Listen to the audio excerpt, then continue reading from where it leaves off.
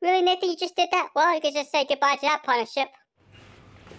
Pow, guys! Guess what? I got a new inflatable hammer. Yes, pow. Amazing. Alright, hey, how's it going? My name's Nathan, this Roadmasters. So we got a very special World Vacuum today. We got to talk about T3. In this video, we'll do 5 things I like about the TalkBox T3 and 5 things I don't like about it. And yes, this guy has LiDAR navigation. We got a sonar sensor in the front here, so we'll see how well this guy stacks up. Alright, let's get started. Pow! Woo!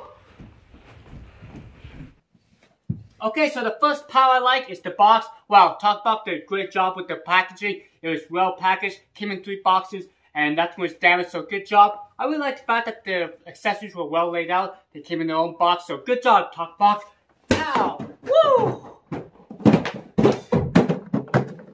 Well, as a disclaimer to Nathan's audience, I do not condone Nathan's bad behavior. I'll have a talk with him. Hey, Nathan, you know you're not supposed to be throwing boxes around in today's society. Yeah, I do apologize to you guys. Nathan, put that hammer down. Right now, put the hammer down. What? You know, Nathan, ever since you got this giant inflatable hammer, you've been acting like a child. You know, you're like in your 30s, you maybe should start growing up. I think your wife will appreciate if you went out and got a real job and not just run around the house with an inflatable hammer.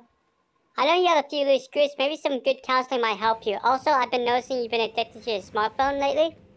Wow, I feel so comfortable all crunched up in this nice little area. Yeah, it's amazing. Okay, so the one thing I like about the TalkBox is the LiDAR navigation. With the LiDAR-based navigation, you do get the live mapping. You also get live tracking. So as the robot goes around, it will create a map in real time. And it only takes 1 cleaning session to create that map. Also, you do get to see where the robot's been and where it needs to clean. So it's a nice little touch. So let's go ahead and start the mapping process. So if you ever get a robot vacuum out of the box, make sure you remove these like bumper protector or your robot. Please wait. Shh, I'm trying to talk here. See? Now your bumper is working great. Okay, I think the TalkBox is all charged up and he's ready to go. The map is reset. Exploring is restarted. I am going to work. What? Purple drapes? Those weren't my first choice. Don't judge me. Where's my hammer? Oh, there's my hammer. Okay, so what do you guys think about the voice prompts? Is it a pow or is it a blam? Let me know down in the comments if you like voice prompts on your robots or if you like the beep beep. Look at this. Detected some errors in dustbin. Please check it. What? There's no errors in my dustbin. It looks perfectly fine to me. What's going on here? Well, someone in the comments always asks, make it explode. Well, it's exploded now. Okay. Well, you can see the live map tracking. Very, very cool. Alright, let me go ahead and grab my smartphone here. I don't want to forget this thing. Okay, I'm super excited because we got the navigation challenge, my favorite part of this video. Alright, yeah, you can see I'm clearly excited and I have a lot of energy. Maybe I should lay off the energy drinks. I'm a strong believer in LiDAR-based navigation, especially for this type of application. LiDAR-based robot vacuums have the ability to navigate in complete darkness. Also, the maps tend to be high resolution, so they more accurately represents the floor plan.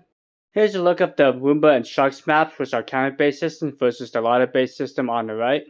If you're in the market for a new robot vacuum, there's a couple things to consider. Consider how big your floor plan is. If you have a large floor plan, I would consider LiDAR-based navigation, especially if you have a complex floor plan or a lot of obstacles, maybe pets, pet toys. Occasionally these robot vacuums do misbehave and try to suck up a toy or two, so if that happens they get stuck, but there's no damage to the robot. All you have to do is just remove the toy and put it back down. With LiDAR-based robot vacuums, they can reposition themselves and continue about their business. Another thing to consider is what type of flooring you can use. Some robot vacuums do struggle on high profile carpets, so just keep that in mind. Find one that is suitable for all your floor types. And if you have any questions, feel free to comment down below. I'll be happy to answer them. So my next pal is I like the dual side brushes. So along the edges they speed up and in open areas they slow down. So very good job, wall sensor. Sweet.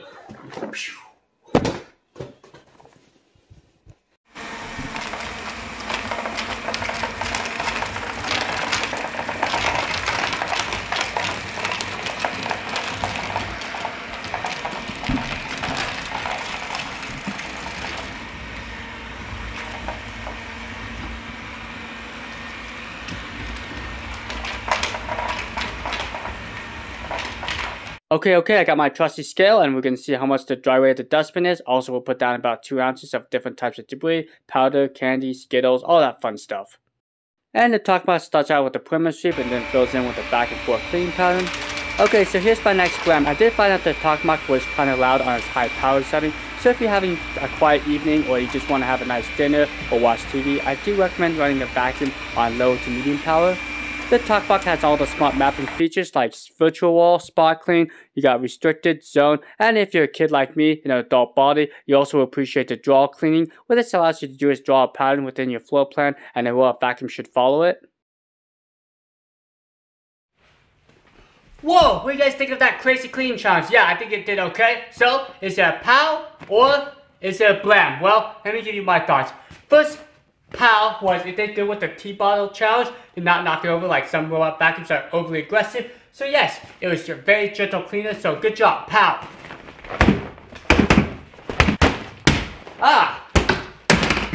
I'm sorry, I'm going crazy here. Okay, so the next thing is the robot vacuum had troubles with this area in the back here, so that's a blam. It missed a lot in the corner there, and also in the back there. Lastly, it had troubles with this air vent. I don't know why, because it was able to get on my shag rug, but for some reason, it did not like my air vent, so that's another blam. Alright, let's keep on going. Woo! Drum roll please, because we'll see how well the Talkmark did. Alright, so I do appreciate the top loading system. Makes it really easy to remove the dustbin. Now the dustbin is about your average size. I believe it's like 460 milliliters, but I will give it a bland. I wish it was a little bit larger. Most competitors are around 600 milliliters, but I do appreciate the clear dustbin so you can see how much the dustbin's filled up if you need to empty it. And of course I did all the calculations in my head. Not really. Okay, so it picked up 8.180 ounces, so that's a score of 88.5 ounces. So it picked up about 1.77 ounces of material. Okay, just to recap, the 5 things I liked about the Talkmark was the navigation. This includes the mapping. Also was able to save up to 6 max. I also like the easy to use dustbin. I was able to remove it quite easy without having any struggles. Also like the voice prompts. The robot basically tells you everything that's going on with the robot, so you have no second guessing. And the last 2 things is I appreciate the cleaning tool. It makes it really easy to remove hair. Also it's stored on the robot, and also that docking station is really nice, has a nice clean look, and you can wrap the cable around, supports the 100 to 240 volts. Now let's talk about the 5 things I don't like about the Talkmark. One thing is the dustbin I feel is a little bit small. I know the competitors offered like a 600 milliliter, this is around like 460 milliliters. Another thing is sometimes the robot can get a little aggressive, so it may try to plow its way through. It's sometimes successful, sometimes it's not. While I appreciate the sonar sensor, it has a very narrow field of range, so unless the object's in front of the robot, it may occasionally bump into that object. The last 2 things is I wish it kind of had a dedicated spot function on the robot, and a washable filter. I don't believe this filter is washable to make cleaning easier. Okay, so let's check out the results of that edge cleaning mode and my whole house cleaning. So again, if you like these types of videos, or if you just found my humor crazy, give it a big old thumbs up. And thanks for watching. You guys have a great rest of the day, and thanks again Talkmark for sending me out this unit. See you later.